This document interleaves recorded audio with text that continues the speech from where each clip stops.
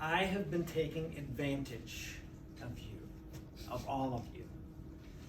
For the last 2 years since joining Toastmasters, I of course wanted to improve my public speaking, but I also had a hidden secret agenda, and that was to test out stories for my new book in speeches that I gave to you. So each week I would come up with a new story.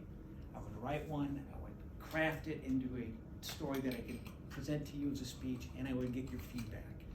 And you have been wonderful through your wisdom and your insight and your support, and most of all, your friendship. You have helped me become both a better speaker and a better writer, and I thank you for that. For those who are new to Toastmasters, or those who may be guests and are considering Toastmasters, let me tell you a little bit about this magnificent group. And I'd like to start by introducing just a few people. To begin with, I would like to recognize the presidents, the 3 presidents that we had during my 2 years as Toastmasters, and that's Terry and Kathleen and Robert. All 3 of them are absolutely wonderful leaders, even though they have completely different styles and ways of getting us to do things. What they have done, though, is incredible. Through the teeth of COVID, they managed to not only keep the group together, but we have thrived. And I look around here in this room, and you can see it for yourself. This group is as healthy as it's ever been, and it's due to their efforts. So thank you for that. There are also some other members of the group who have been very important to me, who have been here the entire 2 years that I've been here. I'm not going to name all of them, but I will name some of them. Moeka Wilson, with her kindness and her generosity. Katie McCabe, with her sense of humor and her poise on stage.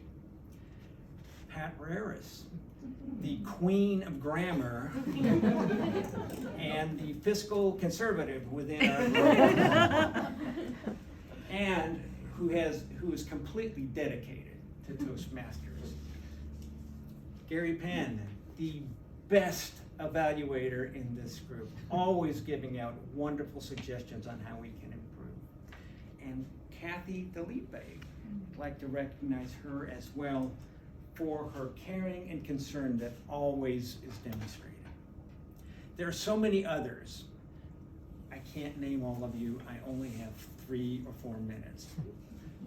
But I do want to express the fact that I am so excited about the future of this group because of the magnificent new members that we have here, like Karen and Donna and Maureen and all of you, Monica, Sheila, wonderful people. I do have one person I have left out specifically because I wanted to introduce him at the end, and that is a very special friend of ours, and that's Keith Eck.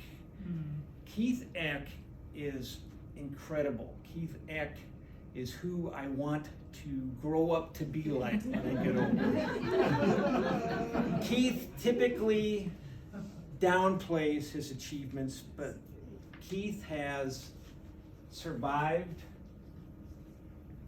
a heart attack which ended his pro football career, a stroke that left him paralyzed, and a bout with cancer that almost killed him.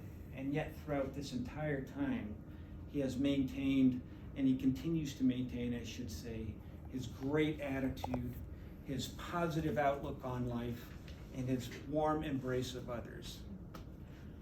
And I did say that I want to be like Keith when I grow up, but I don't want the health problems.